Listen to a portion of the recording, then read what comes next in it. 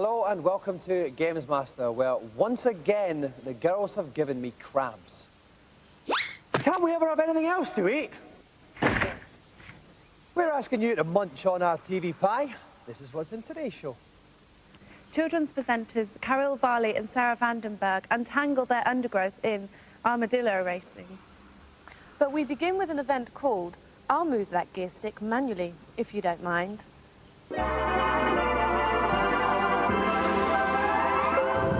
When I was a boy, my interest lay firmly in the acquisition of other people's conquers. Sadly, times change, and a new generation has emerged who are obsessed with nothing else but their lap times on the latest console racing game. To reflect this troubling change in the social climate, I've challenged 3 of the country's champion game players to try their hands at Gran Turismo on the PlayStation. In order to secure their place in racing mythology, my contestants must negotiate the deep forest live of the game, a course filled to bursting with devilishly tight corners. Anyone expecting a pleasant ride in the country should leave now. Okay, top-notch calibre of contestants for this one. We have got the top 3 as finished in the Blockbuster National Games Playing Championships this year. Please welcome Ian Marshall, John Paul Roberts and Aaron Noel.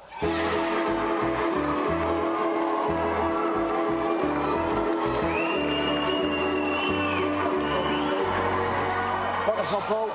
All right, Aaron. Yeah. Okay, let's start with you first of all. Ian, are you courting? And what's the lovely lady's name? Shirley. And how did you meet her? In a nightclub. Ah, yeah. How do, because obviously I'm a bit older now, how does a young man dance in a nightclub then to attract a woman these days? Do you want me to show you? I wouldn't mind. No, I'm not going to. John Paul, your mind's on loftier subjects. Philosophy, you're into. A bit, yeah. What is the meaning of life? To be happy, I suppose. Oh, that's good. I always thought it was something to do with pants. No, afraid not. Finally, Aaron. Now, as people will know throughout the series, I do have a fascination with people who fancy their friends' mums. Any of your mums tickle your fancy? I mate, Jimmy's. What was Jimmy's mum got that none of the other mums have? A good personality. That's more important to you than looks and everything like that. Of course it is, you're a 90s man. Whereas myself, I'm totally unreconstructive. So, while the nation is deafened by the sounds of many hands on Jimmy's mum's knocker, we're going to take a look at today's news.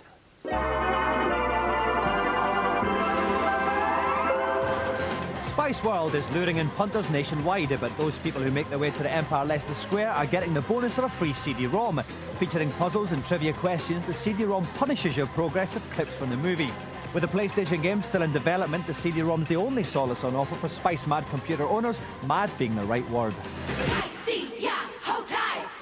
Nice day for a ride to hell. This spring sees a touch of comedy reaching the world of motion theatre rides in the form of Mad Racers, where surreal cartoon characters race their way through a series of life-endangering landscapes to a soothing death metal soundtrack. It's also won an award recently for being the best kind of this thing in the world or something. People who like to juggle while playing Quake, rejoice, because US company Biocontroller come up with a hands-free controller system for the PC. The system's sensors can be safely strapped onto various parts of the body, allowing the players complete control of games using only their eyes, head and fingers. Mind you, you will look like a git.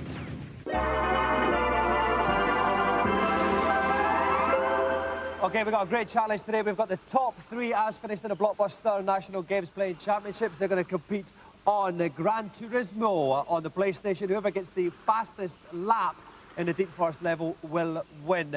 Rick Henderson. Hello. What kind of car are they driving? Well, they're actually driving the Griffiths 500 Blackpool B340, unbelievably. What kind of car is that? It's a TVR. It's the fastest car actually in this game. Right. Yeah. Okay. I've never heard of it. What kind of time will you be looking for them? What's a good time? Well, we're actually looking for around under 1:30, 1 minute 30. If they get a 1:20, I think they've won. Okay, then best of luck to all the guys. We're going to start off with John Paul because he finished 3rd in the Blockbuster Championships. Best of luck, John Paul. Off you go. Okay, on your screen in the bottom right-hand corner, you can see the rev counter, the speedometer will be underneath that. In kilometres per hour, the metric system, you can see John Paul starts the white one. Don't have to worry about what position he's in or what other cars he passes. It's all to do with the time, which you can see in the top left-hand corner of your screen. We'll be coming to checkpoint soon, first of all. But Rick, the basic aim is stay in the middle of the road. Well, yeah, basically now that he's got past the other cars, he's not going to have any hampering progress going on. But the other big problem he's got is so far he's been choosing the wrong gears, I think. He also had a little steady in third. We moment. can see that in the bottom right-hand corner. Now down to second. The first checkpoint, sorry, 30 seconds. 30 seconds for John Paul at the first checkpoint. That's not immensely great, and going up on the bank there was certainly the wrong move for him. Okay, there's just a bit of a gentle left-hander here. He's into the third gear. Would you like to see him in a kind of higher gear, fourth or fifth? He should be getting up to fourth or fifth, certainly on the straights. He seems to be going around the whole valley track in third gear. Okay, a little nudge into the rock there. Not something I would imagine you'd want to do unless you were showing off to a lady. Here we come to the second checkpoint. Sorry, it's the, I was going to let me premature, right? Never mind. Okay, we've still got through. We've got just over a minute. Now we're quite a tight left-hander. Here comes the second checkpoint now. 1 minute 8. There. That's not bad, Rick, is it? Or? That's not bad, actually. He's doing better than he did in practice at this present moment, but he's had a few skiddy moments around corners. He's off again, Rick. That is absolutely dreadful. He went straight into the fence. That will slow him down by about 2 or 3 seconds. Okay, but that's it. He's finished the lap. 1 minute 26.254 for John Paul Roberts. John Paul, please make way for Ian Marshall. Ian, best of luck. 126.254 to beat. Off you go. Okay, Ian's had a bit of a paint job here. It's now turned to a limp yellow, his car. We're getting the countdown. And off he goes. Now, that was a bit of a squeaky start there, wasn't it? A very slow start. Unfortunately, he pressed the acceleration button slightly before the green light came on, which actually slowed him down. Too much revs at the start, but okay, he's at the first left-hander. He's up on the bank a little bit. That's going to slow him down, Rick. Yeah, it certainly will slow him down. He doesn't want to make many mistakes at the beginning of the track. Beginning of the track is a lot easier than further on in it. Okay, so we get a gentle chicane. He's coming up to the left-hand, up the side of it, into the right-hand side of it. It's a further twist on the left. He's doing that bad. He's staying on the road. We're going to be coming up to the first checkpoint quite soon. Here we go. 31 seconds. Joe Paul did it in 30. He's 1 second off the pace, right? Yeah, he's 1 second off the pace. You can see why he's weaving and bobbing around the road. He should just be going straight. Of course, straightest line. Quickest line of travel. As anyone who's been a cup scout will know. Okay, he's in the left-hander here now. Speed-wise, 150. It's not bad. He's going for the third gear all the time as well. He's going for the third gear all the time as well, Rick. Yeah, he's going up fourth gear for this straight here, and John Paul didn't do that. He's now going through so he can stay in fourth gear. But he needs to keep on the line. Of course, when you go around the corner, you get the best line, the faster you'll go. Oh, he went to that bit too fast. Here comes the second checkpoint, though. 1:06. He's now 2 seconds ahead of John Paul. That is absolutely incredible. I think it's because John Paul had crashed into a wall back there, further back. So Ian Marshall a couple of seconds in the lead. The final time we're looking for 1:26.254. He's skidded off there, though. He might have lost a second or two there, Rick. Yeah, he hit into the fence here. He comes finishing line. 1:23.956. Ian Marshall takes the lead. Ian, make way for Aaron. Aaron Knoll, the person who came first in the National Championships, theoretically the best games player in Britain, trying to beat a time of 1:23.956. Best of luck, Aaron. Off you go. Aaron has opted for red, a colour that signifies danger and passion. And off he goes at the start. Again, that's another stuffy start there. A slow start, not quite as bad as Ian's though, because as you can see, he's gone past the cars very quickly indeed. Okay then, he's getting his speed up quite well. He's in this first tight left-hander. The brake lights are coming on. He's not using the handbrake turn. This is another option that's in the game, which can certainly get around the corners quicker. 20 seconds gone there. We're looking for a time of under 31 at the first checkpoint. Sit right. There, if he uses the handbrake, of course, he might not have skidded straight into... Oh, that was dreadful. No, that's going to slow him down as he comes to the first checkpoint. 32 seconds at the first checkpoint. He's a second off of Ian Marshall's record-setting pace. That is really quite bad indeed. It's in fact 2 seconds off of John Paul's pace, which is really bad indeed. But Ian managed to make the time up. And he's not even going for the racing line though. Ian managed to find the racing lines. Of course, if you go in shallow on a corner, you'll come out far, far faster. Okay, he's bobbing all over the place. This is not looking at. There's lots of work to be done by Aaron Knoll. He's through the tunnel there. He's got a car in front of him. That is not going to help him much at all, Rick. I think we're going to just about come to the second checkpoint. Yes, there it is. Let's look at the time. 1:10. Oh, he's now 4 seconds behind Ian Marshall's time. He's going to have to set a blistering final third. I don't know how he's going to do this now. It seems way, way beyond him. He's got even tougher turns to go around. He's gone back onto the grassy knoll. There was a bloke, with a gun there. And, there was a proper smoke. And that's it. Here we go to the finish line. 1:27.797. That means Ian Marshall is the winner.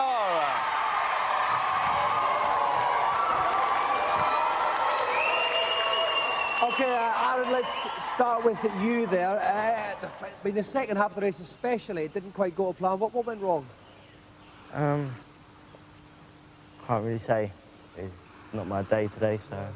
Too busy thinking about Jimmy's mum, I think, possibly. John Paul, a good performance. You were actually the fastest over that first part of the course. Again, it was the second half that went wrong with you, wasn't it?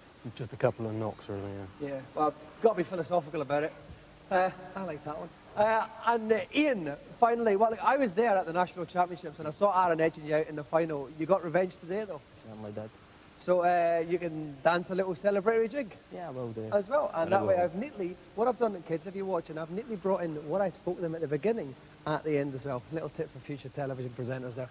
And that means, though, at the end of that the Go to Gamesmaster joystick goes to Ian Marshall.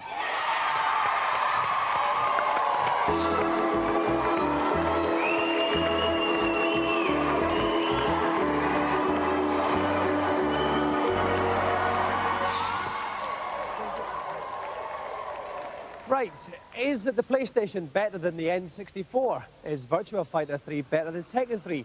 Is a plank of wood more conversationally adept than Danny Bear? Some of those questions might be answered in today's reviews.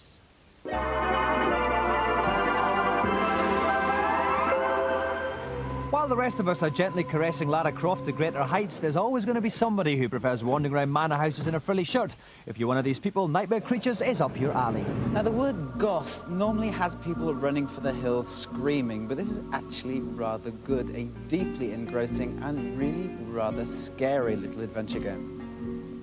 A Victorian Gothic horror, what more could you ask for on PlayStation? It's incredibly playable and is basically a cross between Tomb Raider and Resident Evil. Now, the obvious comparison straight away with Nightmare Creatures is going to be Tomb Raider. Now, there are some big differences between the two. Tomb Raider is more platforming, this is more adventure-based. Tomb Raider is more puzzle-based, Nightmare Creatures is more combat-based. The combat system itself is quite simplistic, but it's very easy to play, and I actually find it quite satisfying. The game moves pretty fast. I mean, there's a serious pace to it. Lots of box smashing, creature annihilating, mayhem all round. Nightmare Creatures does itself a lot of favours by having a huge playing area coupled with a very good learning curve. You'll get into it easily and want to play again and again.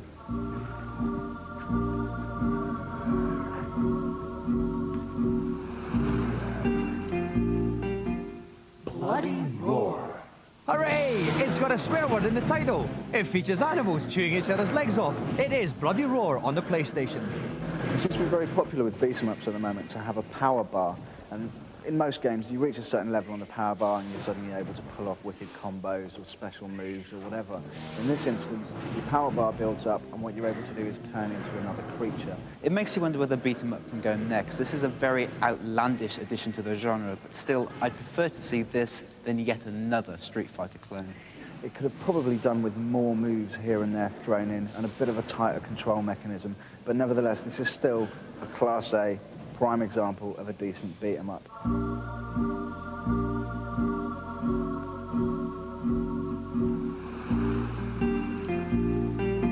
Now, I'll tell you what, we look after the celebrities on this show. We cater for their every eccentricity with our lavish entertainment budget, sometimes allowing them 2 sugars in their cup of tea. We also allow them to savage their own credibility in our Celebrity Challenge. Today's Celebrity Challenge is on one of the most obscure arcade games I've ever encountered, Armadillo Racing.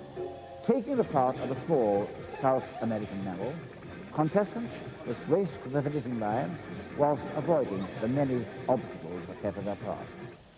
Armadillos are controlled by furiously rolling the trackball, and getting up a good speed will allow the little critters to curl themselves into a ball and bounce opposition out of the way. My 2 contestants will play as the red and blue armadillos in the best of 3-lap contest. It's a weird one, but I think it should be fun. Now, in olden days, if you were a children's television presenter, you didn't have to be particularly attractive, as John Noakes successfully demonstrated. Nowadays, though, it's a different kettle of particularly attractive fish, as tonight's celebrity guests will prove. Please welcome, from ITV Scratchy & Co, Carilla Varley, and from the BBC's Fully Booked, Sarah Vandenberg.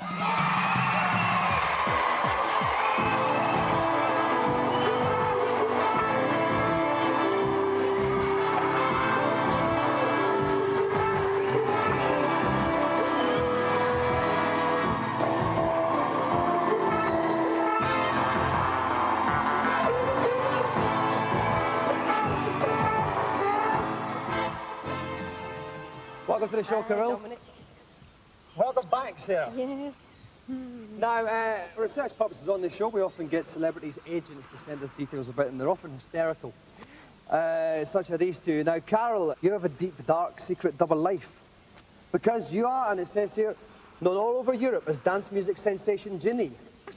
Ugh, I hate that, I hate that. Can't you just scrub that out there? But it's true, yeah. I used to be a singer called Ginny. I had a hit called Keep Warm. But it was years and years ago. What was the kind of chorus of that then?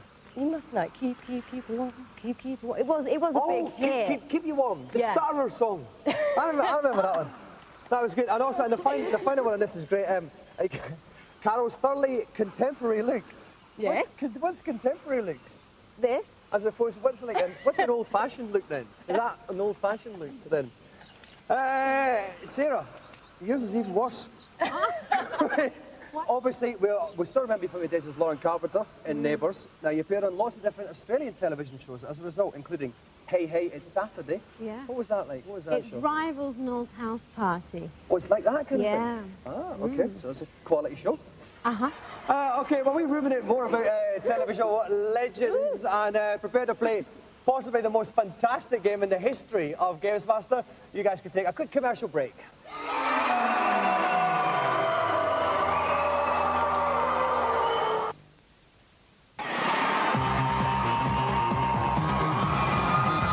Welcome back. We've got a clash of the children's favourite titans here. It's the ITV taking on the BBC. Carol Varley against Sarah Vandenberg. The most bizarre video game you will ever see in the history of Gamesmaster. Talking about bizarre things, let me introduce Mother's favourite, Derek Lynch, in the co-commentary box. Derek, fantastic as always to see you. Do you have any tips for these two ladies?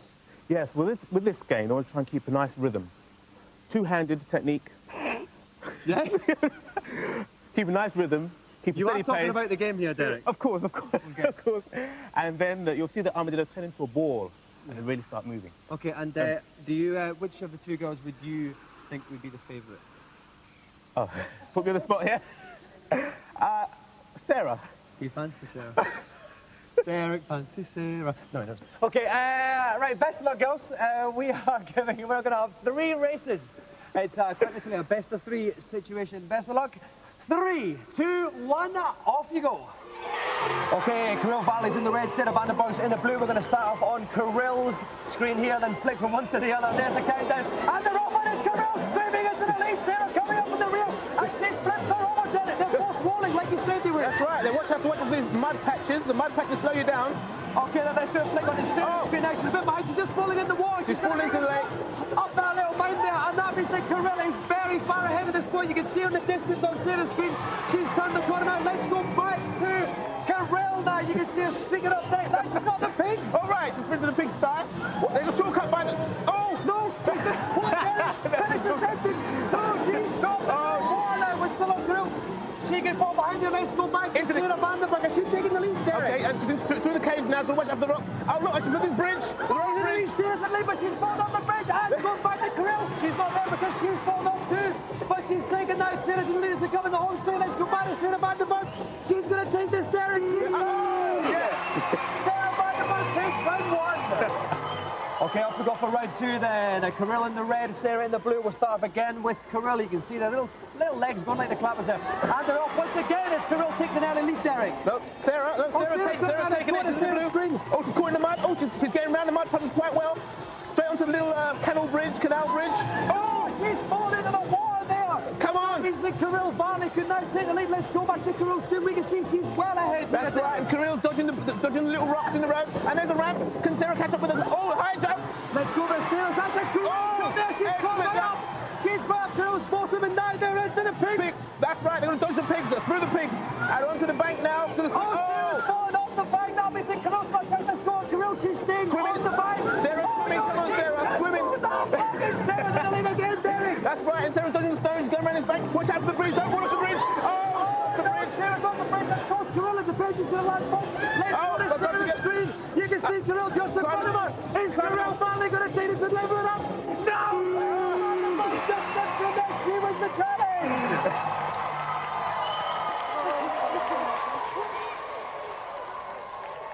Kirill, you with your contemporary looks and your husky voice and your very professional manner. It wasn't quite enough for you today, was it? No, she nipped me at the post. I can't believe it. She just whizzed past me. She rolled past me. I couldn't get a roll going. You kind of did a big jump, didn't you, Sarah, at the end there, and just landed right on her behind. Yeah, not fair. Not No. fair. It is fair though, because the last time I came on, I lost. That's right, when you were at Gamesmaster a couple of years ago. 3 hard years now. 3 hard years working I've got together. to wait 3 years to come back on the Before show. you come back on again. Anyway, thank you both very much for coming on. This particular leg has been won by the BBC because the Gamesmaster Golden Joystick goes to Sarah Vandenberg.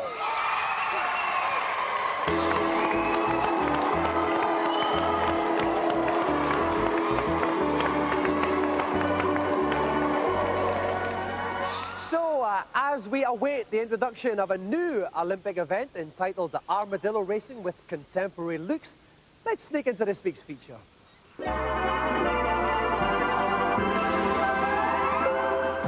While the rest of us have been enjoying Crimbo, we Japanese blokes have been locked in their bedrooms creating the latest arcade games. Winter Heat is the first of these. It's actually the sequel to Athlete Kings, which you may have seen on the show last series. The game features 8 events, including downhill skiing, cross-country, speed skating, bobsleigh and ski jump. And you can expect another perfect Saturn conversion very soon. For those that find public displays of lycra distasteful, salvation comes in the form of Downhill Bikers, the sequel, of course, to Uphill Gardeners. Somebody's obviously decided that motorbikes are for wusses and produced a new racing game that, like Prop Cycle before it, relies on pedal power alone to get you to the next checkpoint. Current test machines feature a twin-screen link-up mode so you and a friend can compete head-to-head, admire the scenery and leave nasty tyre tracks over nature reserves, national parks and sites of historic interest while getting piles. The local arcade, however, would be a hollow place indeed if it wasn't for the occasional game that featured nothing else but blokes kicking each other in the nadgers. Hooray then for Ergites, a new beat-em-up that's the result of a collaboration between Namco and the creators of Final Fantasy VII, Squaresoft. The game cunningly features all the best bits nicked from the most successful beat-em-ups, which means players can use weapons, interact with the environment and turn into animals. Given most people's naturally violent tendencies, we're expecting Ergites to do the business in arcades this spring until the nights get lighter and you can go and meet women.